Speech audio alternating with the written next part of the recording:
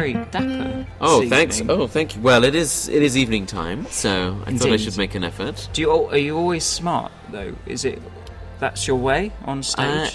On stage, yeah.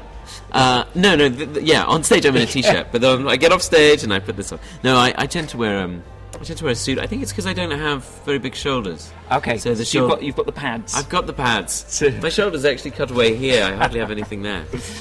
Yeah. Well, that's the thing. If you push some suits, you just think, "Oh, there's a lot of padding." You do get that. Yeah, it's very difficult to find a suit that fits. Yeah, yeah. I'd like to have mine made. Right, but you're not quite grown up enough. I'm 30 next year. I'm thinking about treating myself to one. A proper tailor-made. Suit. Yeah, as a which treat. you've never had. No. Which would be a big treat. But then I think there's a risk that if you buy something, or you have something made and you really love it, you don't wear it. So somebody said to me, you never keep anything for best. Sorry, we're on an airport. Would you please take your seats for the continuation of the Come on. performance? Would you please take your seats? Okay. If you have something made, there is a risk that you then never wear it because you're always like, oh... It's your pride and joy. Yeah. You don't want to... Yeah, and somebody said to me, always, never keep anything for best. Never. Okay. So if you've got like, oh, this is my best top, you should wear it whenever you want because then you feel great wearing it. Exactly. Rather than, oh, I'll save that for my special day. And it never comes. You're always special waiting. day never comes. You're always waiting. Tell me about it. Always the bridesmaid.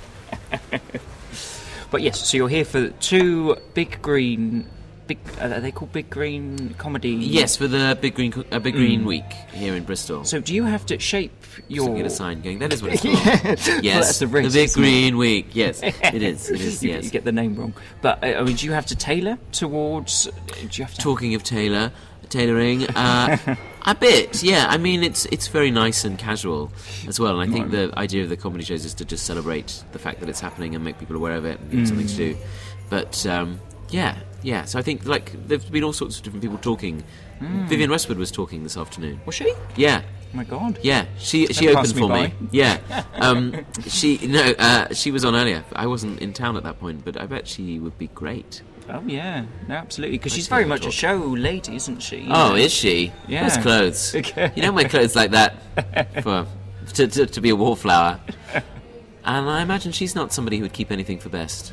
She'd dress up, I think. Absolutely. New outfit for everything, Yeah, I bet. But I don't know, I've never met her. Extravagant. And she might be quite scary as well. But then I always think that about everyone, actually. I'm always thinking, oh, I bet they're really scary. And then you meet them and you go, oh, no, they're all right. I think I just go through the world being scared. Well, yeah, I mean, because are you meeting lots of your idols because of the chat show? Oh, yeah, I have met a lot of great people, yeah. That happened in Edinburgh, for example, when Margaret Cho came on, who is so inspiring, I think, and just like such a figure of political courage and just does what she feels she's right to do and says what she believes in, and I was just so inspired to meet her. And she just talks about stuff. She talks about outrageous things and people pissing on each other and stuff, and she just sort of she was lovely, just so lovely. Really honest and really sort of, because a big star like that, you kind of think, what are they going to be like? Yeah, and she was just so natural and just so chatty and easy to get along with. I just thought she was just really inspiring, and just I think the audience really liked it too, that they were able to go. That's what I find with interviewing in the chat show thing that I've been doing, is that it's really nice just to show someone being a normal human being and going, what makes you tick? And I guess you guys might have found that too. Not necessarily with me, but I know you're doing it with other people. Although you do notice some people are very closed. It's... Yes, some people are very private. Not me. I wish I was one of those people like Don Draper or something. Always cool, always just keeps enough of themselves back. I don't. I tend to be like walking into shops going, hi, what's your name? Oh, have you had a busy day? Talking to waitresses. Yeah. Going like, oh, thanks. Just opening your heart to them. Yeah, basically, yeah. Or even just starting really boring conversations like, what would you recommend? What would you have? And my friends always say, why do you ask that? Because they'll just say what they're trying to get rid of. Yeah, or the most expensive dish. The most expensive thing, yeah. We recommend this wine, and it costs £200. Yeah, but, it's worth it. It's worth it. If it means I've got a new friend, it's worth it. Yeah, and the thing is now they've recommended... You can't go back on that recommendation. You You've go, yeah, asked then you go, it. oh, that's interesting, but yeah, I'll just have Coca-Cola, please. Cheapest one. Yeah. I'll just have some. Got any of that toilet duck? Some of that, please. That's what I find. Yes, but you said you were taking a break off from Edinburgh, not going at all, or... Not going. I might be going up for a few days. I haven't But decided just yet. to watch? Just to watch and have fun. I might be doing some Couple gigs of up gigs. there. But yeah, it'll be nice not just to take a step back because the festival is so brilliant but so intense at times. Pressure, yeah. Yeah, there's pressure and it's relentless and it's just intense. It's just hugely intense, and I think yeah. I want to go up there and enjoy it. And you've been there for the past few years, have you? Or... I've been up there for the last 6 years doing shows, so I feel like it's time just to take a step back from the painting and go, what do I want to do next, and just work out what I want to get from it, really. And because I think it's good to be going, I've got an idea about this. I want to try this out. I want to see if this works, and that's the best time. That's when Edinburgh is at its best. I think it makes it exciting for audiences as well. Audiences don't want to see people going, this person's doing it just for the sake of it. Yeah. I want to see people taking risks and bringing what they've learnt to the table. Doing something, yeah, exactly. And because, have you had any years off since you've started doing it? No, Or that's has what I it- mean. No, so that's the thing. So it's nice just to, relax a bit. Olympics at all? Are you? Well, of course, as you can imagine, I'm a huge, huge javelin throwing fan. And I will be tuning in for that. No, I don't know much about the sport, but I am sick of everybody moaning about the Olympics. I am very excited about it because I think it'll be great when it gets here. All I hear are people going, I will not be able to get to work. Yeah, I will not be able to get on the tube. You could walk to work. It would take you about 45 minutes rather than 15 minutes. You could walk to work and it'll be amazing. Well, I don't know if I want to do that. It's the biggest festival in the world. And I think a lot of people are maybe taking Edinburgh off this year for that Quite reason. possibly, yeah. Because, it's a massive party and they don't want to feel left out. Yeah. Especially because London goes up to Edinburgh. it So feels much of like. London does, Yeah. Why move that far? Yeah. I just think, it doesn't come around very often that you host the Olympics in your hometown. So it feels like it's the right... I don't know, for me, that's not the only reason, but it will be fun to be around for that. People say it's great, like, there's all these different people from all over the world coming, having a party. I suppose it's not like that if you're an Olympic, but I did hear the Olympic Village is like a knocking shop. Oh, really? Yeah, they're all at it. It must be, I don't know, exhausting. It must be. Yeah, well, it's an exciting place. Yeah. So I've heard. I won't probably be in the Olympic Village, so I'm not actually an athlete. You're I not- don't know you're if not, I- no? No, it's true, guys. It's true. I don't mind telling you. What would you do if you were, though? What would you, were you alright at some sort of sport? No, Nothing? I wasn't, Matt. No, Nothing at all? Terrible. And the sort of person that the PE teacher would go, try and get over the... What's the one? Is that the high jump where you have to go over the bar? Oh, You yeah. never get over it. And Could you not? No. See, Even at the base level. And Well, you he would could step eventually go, over no, it. you just... Don't worry. It's They had to be encouraging to you, did they? Well, after a while, I think I managed to draw them in. But they were essentially, they realised that I was a no-hoper. Okay. Even volleyball, table tennis, shit at all of them. For no reason, really. And I remember being really slow at running. Oh, and really? sprinting and things, people would always be like, and I'd tell people, I don't know how to go faster. They just go, try harder. I do. Well, no, that's the frustrating thing, isn't it? If you're Stupid. you're trying your Stupid, hardest, yeah. genuinely, and you can't do any more. So, I guess so, yeah. although then it is sort of how much your heart's in it as well. I think that. I was reading this recently that, to do anything you have to have this... You have to have an ambition to see it through. Drive, Yeah, and a drive from the beginning. which is what you must have had in comedy Well, I Well. suppose maybe, yeah. yeah. to be this big. Well, because I was doing This some. big. I was doing some research on you. Oh, dear. And no, I didn't realise you won. So You Think You're Funny. Then you won BBC New Comedy Award in Yes. the same. In the same year. That's like a Yeah. That was... boom. That was, right at the beginning. Yeah, it was a very Scary? nice way to start. But yeah, I think so. Yeah, I think I think that comedy, it takes a long time, I think, to get good at. So I think it's always been a really nice thing, and it's been a nice way to kind of to have people acknowledge you and go, "We think you're good." But I think, like any art form, you're always trying to get better, and I suppose you're never as happy with how you are as you want to be. Yeah. And I guess that's one of the things that keeps driving you forward. No, absolutely, yes. I mean, but was there a sort of development time you missed out on a little bit, or? I suppose I sometimes wonder that, actually. Yeah, that's interesting you say that. Sometimes I think that, but then at the same time I did get opportunities to do things that were just brilliant, and I know that I could then move forward on the back of that. Things like going to Montreal just for laughs quite soon after that and things. And just like amazing experiences, and just to see and be on a stage with incredible people is such a treat. And so it's been very nice to have that breadth of experience with me, but yeah. But your act, has it not really changed very much from it's always been? Because it feels like it's you. Yeah. Completely, and it sort of feels like you haven't ever tried doing surreal stuff, or... Oh, I see. Yeah, I think... Again, I think it's this ongoing journey, really, that you go... That you're always working out what you think is good and what you think isn't. And in that moment, in that sort of... In the moment, but also in the preparation stuff and the writing stuff. Like, you're always trying to work out what you're trying to say and what you're trying to do. And so that takes time. And I think that... what am I saying? What were we saying about training? No. About... me changing. Sorry. I think that... I feel like I feel more confident in myself now. And I feel more relaxed on stage that I'll just be myself. And I think you get that from the more gigs you do, and you sort of don't worry. Every audience reacts differently, and you mustn't panic when that happens. It can be whatever, but you're still doing a good job. Yeah, and that you are...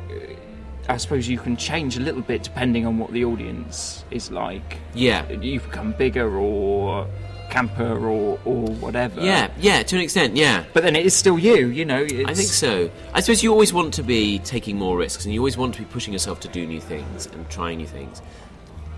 But at the same time, you want to entertain people and give them a good time, so you don't want to risk... it feels like there's a responsibility to give people a good time on their Saturday night out. And so it's the twofold of it, that you want to do your best, but at the same time you want to take risks and do new things. I think that's a difficult thing if you've got a particularly edgy act and you're doing it on a Saturday night in a club, and you just feel like you're irritating people who just wanted to have a nice comedy I suppose you have to be strong and go, well, this is me. Yeah, you have to be strong and go, well, yeah, and it doesn't matter if there are people who look annoyed. I think that because there will be people who enjoy it, and it's important to do things for the people who enjoy it. And I think there's something... What's really magical about comedy, and I think what I've always really liked about it since being excited by comedy as a kid, is the sense of somebody goes, this is me, this is how I see the world. It's kind of not how... It's not sensible, and it's not how anybody else sees it. And you go... And it doesn't matter how old you are, you go, oh, I see the world like that. I am an outsider. Because when people talk about being outsiders, I get most excited. People... I suppose it was Victoria Wood I most remember as a kid, but now there's loads of people doing it, like Maria Bamford in America, and... Well, everybody's doing it to an extent, going, I'm not the same, I don't see things from the same point of view. And I think that, for me, is the most exciting thing about comedy, is when somebody goes, I am crazy and stupid. So it's definitely an outsider position you see yourself as. Yeah, definitely, yeah. And the older I get, the more confident I feel about that. And the more I find inspiration in things like... Well, I've always been inspired by people who write diaries, actually. People like Alan Bennett and David Sedaris and Jonathan Ames and, people who just talk about stuff. And it doesn't matter what it is. It doesn't matter if you're talking about this drink or you're talking about this microphone. But you're taking your own standpoint on it rather than going... just listing its specifications, which is not very funny. It's from a personal point of view. Yeah. Of course, didn't you get a postcard once from Alan Bennett? Oh, you are good. Yes, I did. I wrote to him. I wrote a play when I was about 20, 21. And I thought I'll just send it off to some people I admire. I sent it off to a few people. It was about the two people on a train. And the following week I got this postcard through, and I thought it was somebody selling something. And I turn it over, and there's this writing saying, "Thank you for sending me your play. I enjoyed reading it. It gave me some advice on how to be a writer. Yours sincerely, Alan Bennett." And then I turned it over, and there was a picture of a train going through a landscape. And maybe it was coincidence, but I like to think, as a mark of him being so thoughtful, that he'd chosen something specific. It inspired me, anyway. Well, you would have thought so. I mean, if it's about two people on a train, but I mean... Yeah, I don't know, maybe it was coincidence, but yeah, I was just so impressed by that. And the only other person who responded, I got this card, it was a cream card, very handwritten, and said, "Thank you for sending me your play, I very much enjoyed reading it." And I'd asked for some advice, on starting out as a writer. He said, starting out as a writer, and then I turned it over and it said, "You've already started. Yours sincerely, Harold Pinter." Harold Pinter wrote back as well. Wow. So there's only Harold Pinter and Alan Bennett who wrote back. Yeah, but all those the others. Big stars, but it also shows how humble they can be as well, and down to earth. I thought so. Awesome. Yeah. It's so nice. I thought so. So I think, you say about, like, winning BBC New Comedy Awards and So You Think You're Funny and stuff like that, and all these little things, I think, contribute to making you feel, like, encouraged, I suppose. And I think that's, if you do anything on especially if it's on your own, you need that bit of, like, somebody somewhere going, yeah, you're okay. And that, I think, just kind of feeds it little by little, and you hopefully just keep getting better off the back of that.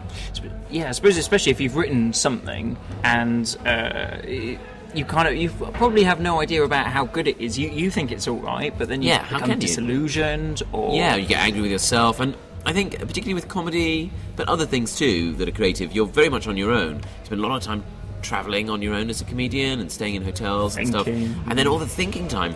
And if you thoughts can be very dangerous sometimes if they start making you, those little voices that come in and go, "You're not very good at all. No one's going to laugh at that." You have to learn to tame that. I think that's a big part of being a comedian, is learning to be an artist, really, and go, "Hey, it's fine, we'll just try something out." It is what it is, yeah. I don't suppose, But it is honing that paranoia a bit, is it? That's it, exactly. It sort of starts, I suppose, so it's particularly on the roads when you're isolated and you're kind of... Yeah, or even sat at a desk going, "I've got to write something funny about this. Oh, God, I've got to write something funny about this table. Oh, God." Like, it's good to keep buoyant. And that's the thing about writing comedy, is that it does always have to be funny. But I think people, if you're just writing a normal script, it's fairly... If there's not a funny bit, it doesn't matter, because it's not comedy. Yeah. But there's always that pressure of funny. Yeah. So to explore something bigger and there's no laughs, you think, is this all right? Is this okay? Yeah. I think...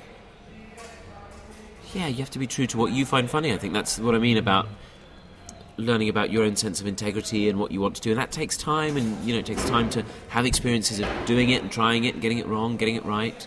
And seeing, as time goes on, you see more and more people and you watch more and more comedy and stuff. And I think that all feeds into it, really. And yeah, hopefully you come to a better understanding. No, I mean, so did you come from being a big comedy fan then, and it sort of stemmed from that? Yeah, I'd say so. Yeah, I was always quite obsessed with watching comedy on the television as a kid, and I remember, even as a really small kid, like being obsessed with sketch shows like Cannon and Ball and Russ Abbott. And was it a point when you didn't even understand it, but there was kind something of, yeah, there? yeah. I don't really, just sort of remember little moments of things and people doing things, and then as I got older, sort of got more into different people. And yeah, Victoria Wood and people like that were always a really big part of growing up, and they're one of the few stand-ups who were on the television at the time. Yeah, really. Victoria Wood, she was really one of the first alternative comedians, wasn't she? Stuart Lee mentions that. He said, "Is Victoria Wood the first alternative comedian?" I don't know if that's true. But maybe she is. He sort of poses it. I don't know if you know his book. But he mentions her as, he sort of mentions various possibilities, and I suppose like everything, and there's never a definitive person. But I suppose she was somebody who took it to a really mainstream audience as well. Yeah, I mean, that is the thing. She was just massive in terms of, she was filling the Albert Hall and... Oh yeah, quite recently, yeah. I suppose the last 10 years or 20 years, yeah. I suppose she's moving away from stand-up now, which I think is a big sign of, when people do get big, they move on to other things a bit. Yeah, maybe. I don't know, yeah, I think she's just really inspiring for somebody who just really represents, again, her standpoint on things. And I think it's really beautiful because for her, she's done also dramatic things alongside it, and stories really inspire me. I really like people who tell stories, and so absolutely. I mean, because she's got it's always from her position, but she's got the sitcom that she's but it's always got Victoria stamped all over it, which I think is lovely. And what you were saying about comedy coming from a personal point of view, it's this person's view of the world. So I think it's something I suppose you aspire to be, sort of, to have you stamped over everything that you do. To an extent, yes. I mean, you always, I suppose, want to be open to developing and other people's advice where it's helpful, but as ultimately it needs to come from you, because I think that's the point of stand-up. It's about one person describing how they see things. And is it I mean, you said about people having their input over stuff. Do you readily kind of accept that then? You're kind of quite open to people criticising you in that way? Yeah, I think you have to be careful with it, because sometimes, like, I don't read reviews. I don't tend to watch myself back on anything, if I've done anything. Right. Not that often, anyway. And I'm lying every day. But yeah, reviews I find quite difficult to read. And just, for example, like, I do the chat show, and I really love doing that.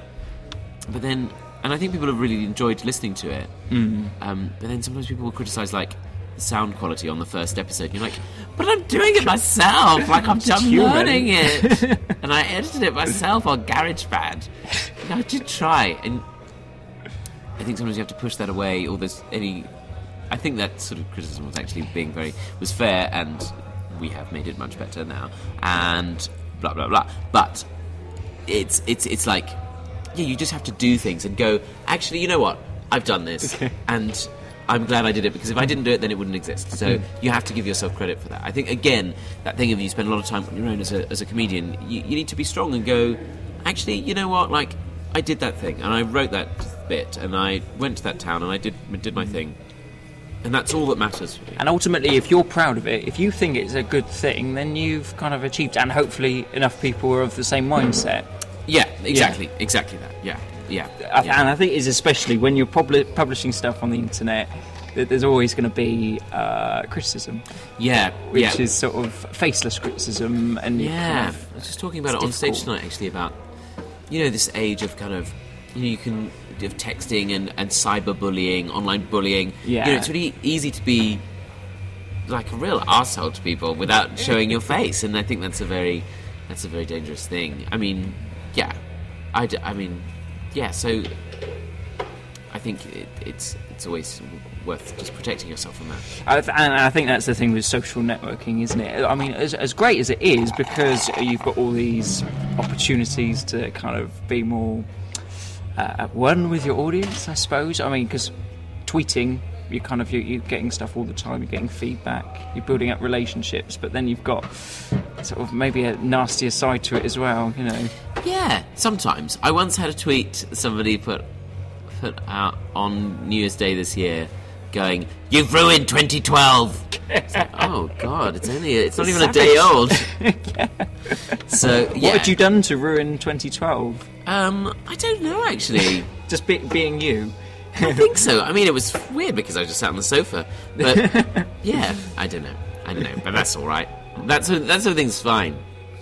It's when they come up to you in the street and punch you.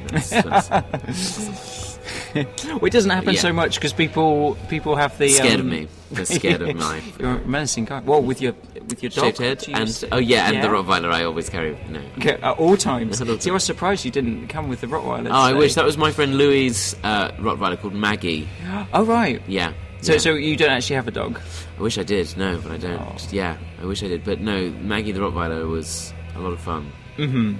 Would have been even more fun. But yeah. Well, introducing animals to your act is quite a bold move, I suppose. It might have been, yes, indeed. Yeah. But yeah. Well, maybe not. Maybe not yet. Mm. But yeah. You can never say never. I think that's the thing, isn't it? I think didn't Julian Clary used to have Fanny the Wonder Dog on stage? Well, it was Fanny, and then there was some other. Did he have another? Yeah, dog? possibly. I can't remember. But yes, no, I remember in his particularly extravagant days having Fanny the dog on stage. Such a great name as well for a dog. Just great, yeah. And obviously he's back doing stand-up now as well. Yeah, I would be interested to see his more recent tour, yeah. Yes, no, because I remember... I didn't see Lord of the Mints, but I remember... I think it was quite a lot of... he's got chickens now, so I think it was quite a lot of chicken... Well, cock innuendos, you know. I mean, you've got a whole... Sure. You've got a whole act there if you want it. Indeed, I think, yeah. It's true, yeah. I mean, I think it's really interesting with someone like Julian Clary, who was such a big voice in the 80s and 90s. I think it's kind of a real... I thought he was treated quite abruptly. It wouldn't be such a big thing now, I think, if somebody said about fisting the Chancellor. I don't think so. No, it seems... What an age we live in.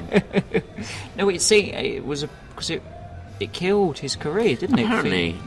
But was it? It might have been that in combination with other things. But I mean, that was the big. He was huge, and then he seemed to be on all the time, didn't he? Yeah. Well, he was such a big gay icon, really. I remember growing up. Yeah. I suppose a sign of the 80s and 90s that were seemingly quite accepting of eccentricity, like in a way, you know, like my parents love Boy George, like they, like, whenever Boy George does, they're like, oh wow, it's Boy George, and very very accepting. I don't know why. Yeah, it's difficult though with Julian in a way because I think his stuff is really good, but it has. My mum loves Julian Clary. I was like, oh, he's so handsome. Sorry, yeah. No, it's made. A sort of gay comedy, sort of it's all innuendos, which it isn't. Yeah, that's true. But that's people's opinion, and I know it's not his fault. Gay comedians, gay comedy. So some people would say is no such thing. I talk about being gay, but I only really talk about it in the second part of my set. Is it because you don't want to be branded as a gay comic? Or? Also, I don't want to. I just think it's a bit obvious to, I don't see why I should have to in this day and age. I'd be like. Coming out at the beginning and being like, listen, I'm gay. Let's, okay, now I'm going to do my gay joke. I try and talk about, for example, dating.